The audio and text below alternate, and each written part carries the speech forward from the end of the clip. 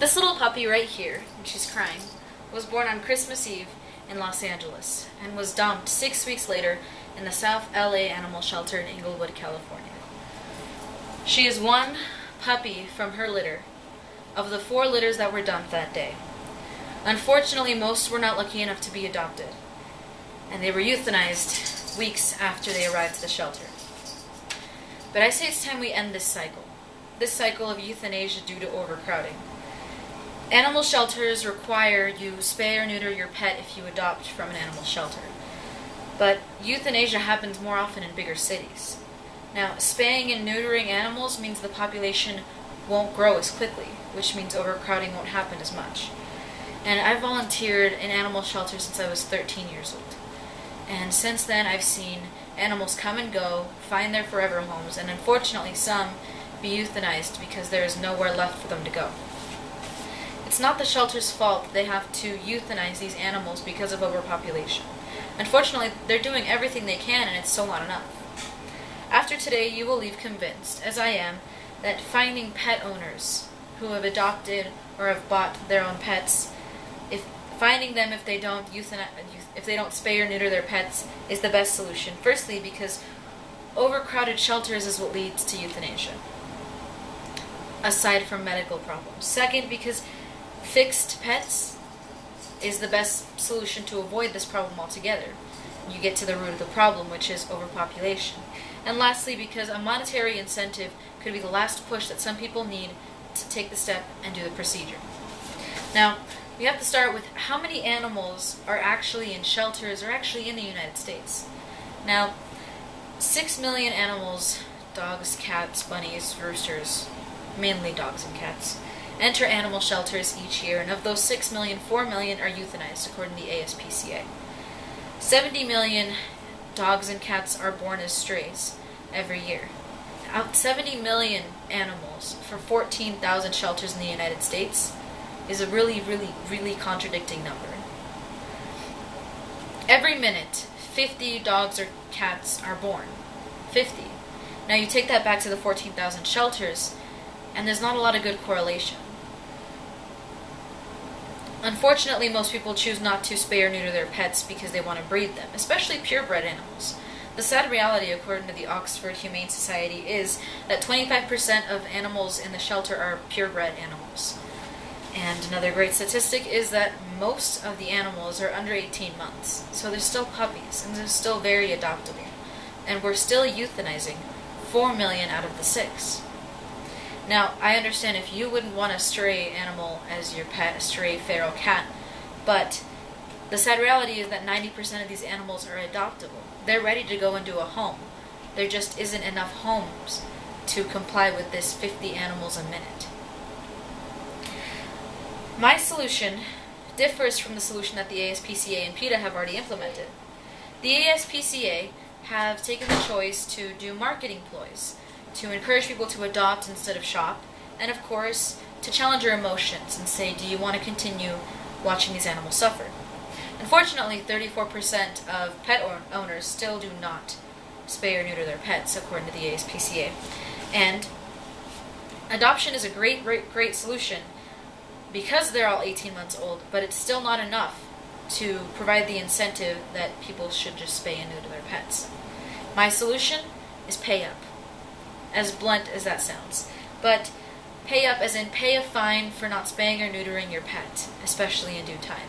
It wouldn't be an immediate fine, and it wouldn't be people walking around trying to hand out tickets, but it would be more of a tiered system. Licensing your pet and receiving a warning, not following through, equals a fine. Picking up your animal from the shelter because of an infraction, being told to spay or neuter, not following through, equals a fine. And of course, after receiving those warnings, paying up the fine, and kind of what the fine would look like. But we can start with the actual licensing of animals. And I live in Bonneville County, alright? So all dogs are required by law to be licensed.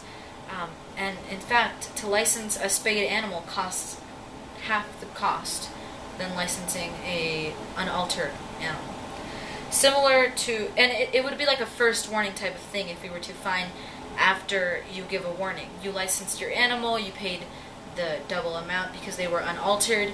You give the warning that they need to be they need to be spayed or neutered, and then it would be similar to a dog at large or a dog off leash warning. You know, I caught you this time. Please take care of it. Obviously, it would be different if this animal was too young to be spayed or neutered, but essentially that's the idea. Second would be an animal violation pickup. So if your dog was caught at large, which is just them running around, or caught off leash, or taken to the shelter for some reason, picking them up and the animal shelter finding that they're not spayed or neutered. Right now, what they do is they suggest that you get them spayed or neutered, but it would then turn into you committing to get them spayed or neutered. What they do for dogs from the animal shelter when you adopt them there is that you have a 30-day time period to get them spayed or neutered or to have an appointment set for it. This would still be more of a warning, and it would still be seen as more of an infraction, but it would be one without a fine yet. However, after these two chances, the third part would be, of course, paying a fine. Now, this would be the incentive to get that 29% who just don't want to, they don't feel like spaying or neutering their pets, to finally fall through and do it. And it would also provide small bits of revenue for the shelters. Idaho Falls Animal Shelter has a program where you can sponsor a pet, and that means that you give money towards their adoption fees or towards their food, and that way they can get adopted easier. They can also keep a shelter running and keep more animals going through this system. Now, one can argue that a fine would mean people would lose the incentive to license their animal. Aside from it being against the law, it's only $12 in Idaho Falls to license your animal. That being said, the spayed and neutered animal is only $6. However, the $12 beginning and a dog at large fine, which is $100, the fee would be between that $12 and that $100. Or I guess $12 and $100 for you. This would keep the price low to the point where it's not an extreme burden, but high enough that it's an annoyance and therefore an incentive to pet owners. And also low so that people can pay for the procedure, which brings me to my next point. There's this big misconception that a procedure for spaying and neutering your pet is ridiculously pricey. And that's not entirely true. In Idaho, you can get your pet spayed or neutered between $65 and $225 depending on where you go. The $225 isn't even relative to size. It's more relative to an upscale, fancy hotel type of hospital versus the Humane Society procedure, which is the $65 one. And even then, clinics such as the Shelley Veterinary Hospital provide installment options where you can pay monthly to have your pet spayed or neutered, and that way the financial burden is facilitated a little bit at least.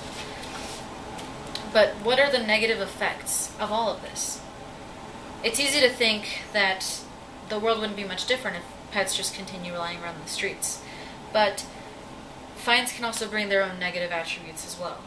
For example, a woman in California whose dogs died because the fines were so ridiculously high for small infractions that she could not pay them, therefore her dogs were euthanized. Keeping the fine low is the main idea, because an annoyance should not be the reason that your pet is euthanized in the animal shelter. And the best idea and this best incentive is the annoyance factor. This would help bring people to an idea that I need to get my pet spayed and neutered.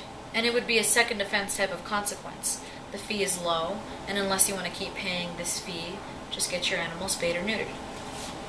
Now, today we discussed fines and their correlation to the animal shelter euthanasia problem. Overcrowding is the biggest number here. And unfortunately, there aren't enough homes anywhere in the United States to take all the animals that are being born every day. But now it's time to lead by example. It's time for you to spay and neuter your pets. It's time to take action because getting shelters and getting counties to adopt a fine policy is not the only step we need to take. And at the end of the day, whether you have a pet or whether you don't, the euthanasia is not going to stop so long as there's still animals that need to be euthanized. Thank you.